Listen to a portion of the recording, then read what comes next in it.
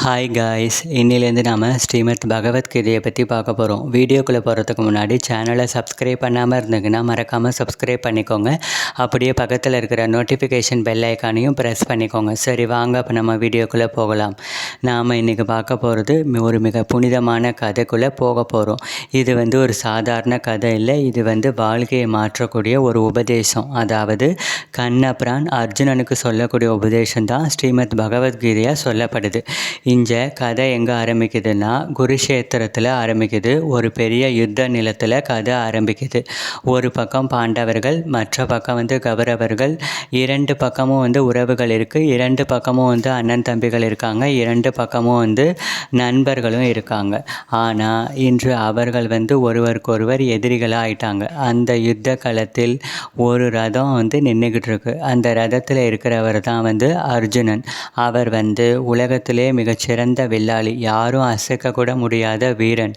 ஆனால் அந்த நிமிஷத்தில் அவருக்குள்ள உள்ள முழுக்க ஒரே கலக்கமாக இருக்குது. அர்ஜுனனோட மனநிலையை பார்த்திங்கன்னா, அர்ஜுனன் சுற்றிலும் முற்றிலும் பார்க்குறாங்க. என்ன பார்க்குறாங்க? அவனோட முன்னாடி நிற்கிறவங்கள பார்க்குறாங்க. அவன் அப்பா மாதிரி இருந்தவங்க பெரியவங்க, அவனோட ஆசான் மாதிரி இருந்தவங்க குருக்கள், அவனோட அண்ணன் தம்பி மாதிரி இருந்தவங்க அவனோட சொந்தங்கள், அவங்க எல்லாரும் இன்று எதிரி பக்கத்தில் இந்த நிமிஷத்தில் நிற்கிறாங்க. அந்த நிமிஷத்தில் நிற்கிறாங்க. அந்த நிமிஷத்தில் அர்ஜுனன் கையிலேருந்து வில் கீழே விழுகுது.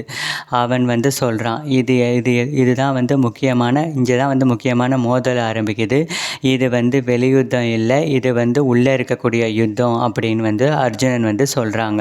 உள்ளே இருக்கக்கூடிய மனப்போரை அர்ஜுனனோட உள் மனசு ரொம்பவே குழப்பமாக இருக்குது. அவனோட மனசில் ஒரு குரல் சொல்லுது, இது தர்ம யுத்தம், போராடு அப்படின்னு சொல்லுது. மறுபக்கம் பார்த்திங்கன்னா இன்னொரு குரல் சொல்லுது, இவங்க எல்லாரும் உன்னோட குடும்பம், இவங்களை நீ எப்படி கொல்லுவ அப்படின்னு சொல்லுது. இரண்டு குரலுக்கும் நடுவில் அர்ஜுனன் சிக்குகிறான். ஆனால் அர்ஜுனனுக்கு அந்த நேரத்தில் அவன் கால் நடுங்குது, கை நடுங்குது, வில் கீழே விழுகுது. அவன் சொல்கிறான், எனக்கு இது வேண்டாம், நான் போராட மாட்டேன் அப்படின்னு சொல்கிறான். மனிதன் என்ற உண்மையை இன்று அர்ஜுனன் உணர்றான். இங்கே தான் நம்ம எல்லோருக்கும் ஒரு கனெக்ட் ஆகுது. என்ன கனெக்ட் ஆகுது? ஏன்னா நாம் எல்லோரும் வாழ்க்கையில் ஒரே நேரத்தில் இப்படி தான் இருப்போம்.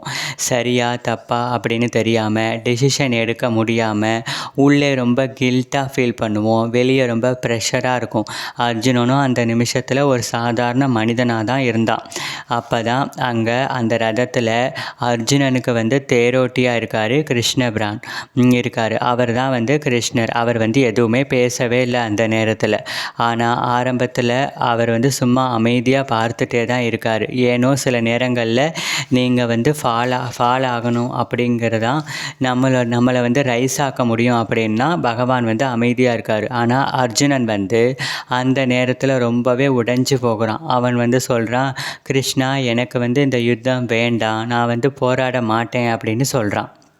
இங்கே தான் ஸ்டோரி டேர்னிங் பாயிண்ட் ஆரம்பிக்குது. அதாவது ஒரு வீரன், ஒரு அசைக்க முடியாத ஒரு வில்லாளி இப்போ அழுதுகிட்டு நிற்கிறான். ஏன்னா அவனோட மனசு ரொம்பவே உடைஞ்சு போச்சு.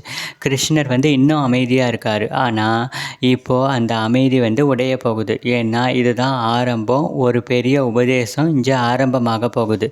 இங்கே நம்ம ஒரு விஷயத்தை புரிஞ்சுக்கணும். சில நேரம் வாழ்க்கை நம்மை யுத்தத்துக்குள்ளே போடுது.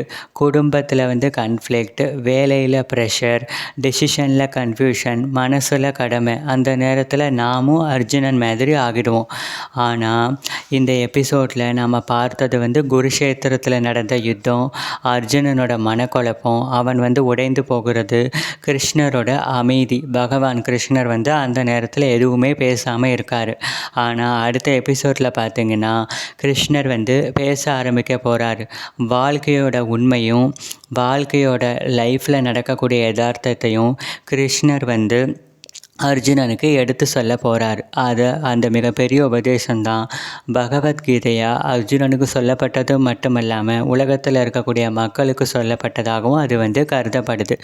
ஓகே ஃப்ரெண்ட்ஸ், இன்று தொடங்கி இன்றிலேருந்து நம்ம ஸ்ரீமத் பகவத்கீதையை அனுசரிக்க இருக்கோம். நீங்கள் தொடர்ந்து இந்த வீடியோவுக்கு தொடர்ந்து என்னோடய வீடியோவுக்கு சப்போர்ட் பண்ணுவீங்க நான் நம்புகிறேன்.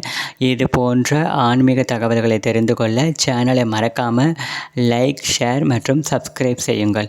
ஓகே ஃப்ரெண்ட்ஸ், இந்த வீடியோ உங்களுக்கு பிடிச்சிருக்கும் நான் நம்புகிறேன். பிடிச்சிருந்தால் லைக், ஷேர், சப்ஸ்கிரைப் பண்ணுங்கள். அடுத்த வீடியோவில் அடுத்த கண்டென்ட்டை பற்றி பார்க்கலாம். ஜெய் Shri Krishna. Okay friends, thank you for வாட்சிங் திஸ் வீடியோ.